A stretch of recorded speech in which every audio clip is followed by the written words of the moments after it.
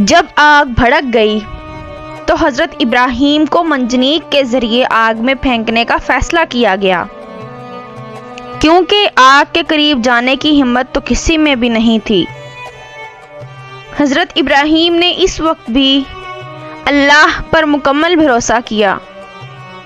آپ نے دعا کی، حسبی اللہ و نعم الوکیل، اللہ میرے لیے کافی ہے، وہ بہترین کارساز ہے۔ جب حضرت ابراہیم کو آگ میں پھینکا گیا تو اللہ نے آگ کو حکم دیا، اے آگ ابراہیم کے لیے ٹھنڈی اور سلامتی والی ہو جا۔ اللہ کے حکم سے آگ ابراہیم کو کوئی نقصان نہ پہنچا سکی۔ آپ بالکل صحیح سلامت آگ سے باہر نکل آئے۔ یہ منظر دیکھ کر لوگوں میں خوف پھیل گئی۔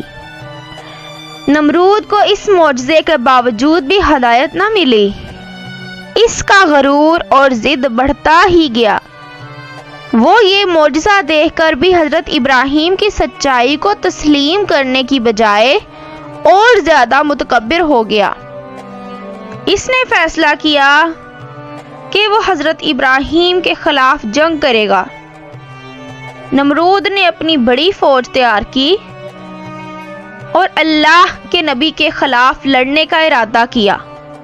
نمرود کے خیال میں اس کی عظیم فوج اور طاقت حضرت ابراہیم کو شکست دے سکے گی، لیکن اللہ کی قدرت کے سامنے کوئی طاقت نہیں ٹھہر سکتی۔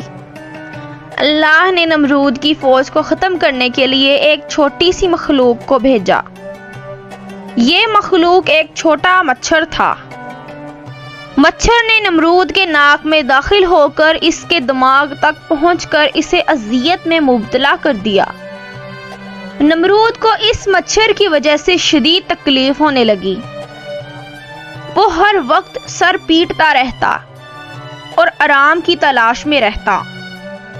مچھر نے نمرود کو اس قدر اذیت دی کہ وہ اپنے وزراء اور درباریوں سے کہتا کہ وہ اس کے سر پر ماریں تاکہ اسے کچھ آرام مل سکے۔ نمرود کا غرور اور تکبر ٹوٹ گیا اور وہ اپنی طاقت اور بادشاہت کے باوجود بے بس ہو گیا۔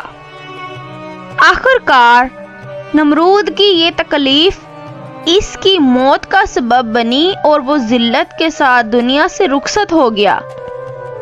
یہ قصہ اس بات کا ثبوت ہے کہ اللہ کی قدرت کے سامنے دنیا کی کوئی بھی طاقت نہیں ٹھہر سکتی۔